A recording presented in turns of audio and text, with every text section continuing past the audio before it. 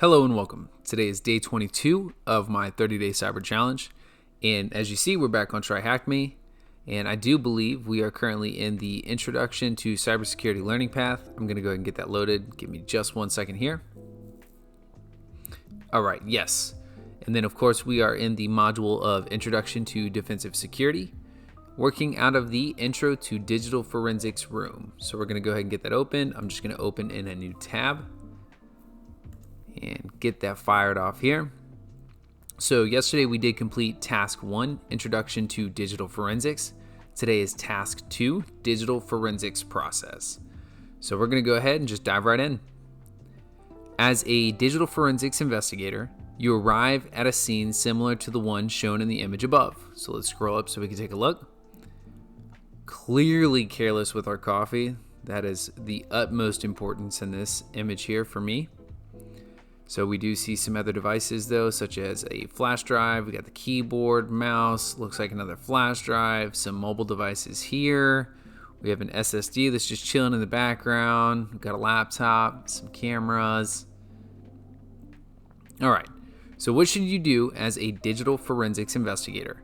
After getting the proper legal authorization, the basic plan goes as follows. So let's just go ahead and zoom in so we can better see this. All right. 1. Acquire the evidence, collect the digital devices such as laptops, storage devices, and digital cameras. Note that laptops and computers require special handling if they are turned on. However, this is outside the scope of this room, so of course we're going to move on. 2. Establish a chain of custody. Fill out the related form appropriately. So we have a sample form we could click into here, which I'll do so in just a moment.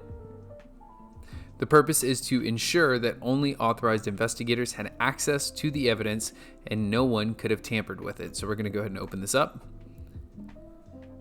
And it looks like here just a chain of custody tracking form.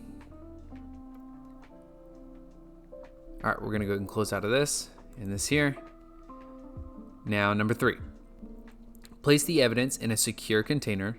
You want to ensure that the evidence does not get damaged. In the case of smartphones, you want to ensure that they cannot access the network so they don't get wiped remotely. And 4, transport the evidence to your digital forensics lab. Now, at the lab, the process goes as follows. 1, retrieve the digital evidence from the secure container. 2, create a forensic copy of the evidence. The forensic copy requires advanced software to avoid modifying the original data. 3, return the digital evidence to the secure container. You will be working on the copy only. If you damage the copy, you can always create a new one. And 4, start processing the copy on your forensics workstation.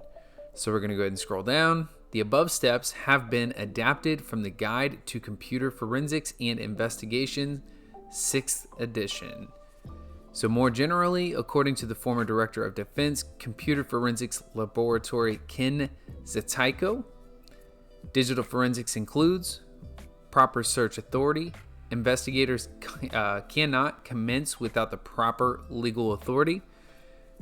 Chain of custody. This is necessary to keep track of who was holding the evidence at any time. Validation with mathematics. Using a special kind of mathematical function called a hash function, we can confirm that a file has not been modified. Use of validated tools. The tools used in digital forensics should be validated to ensure that they work correctly. For example, if you are creating an image of a desk, you want to ensure that the forensic image is identical to the data on the disk. And repeatability. The findings of digital forensics can be reproduced as long as the proper skills and tools are available. Reporting. The digital forensics investigator is concluded with a report that shows the evidence related to the case that was discovered.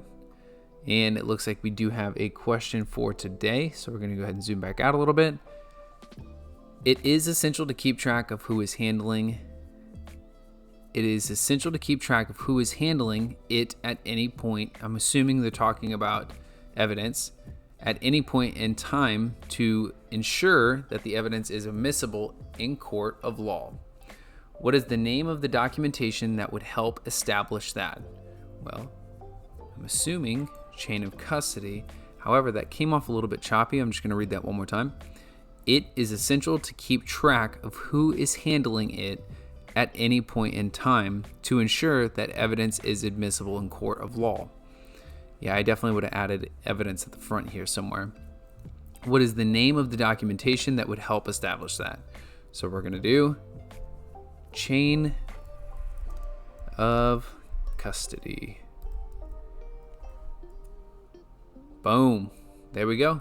And that is it for day 22.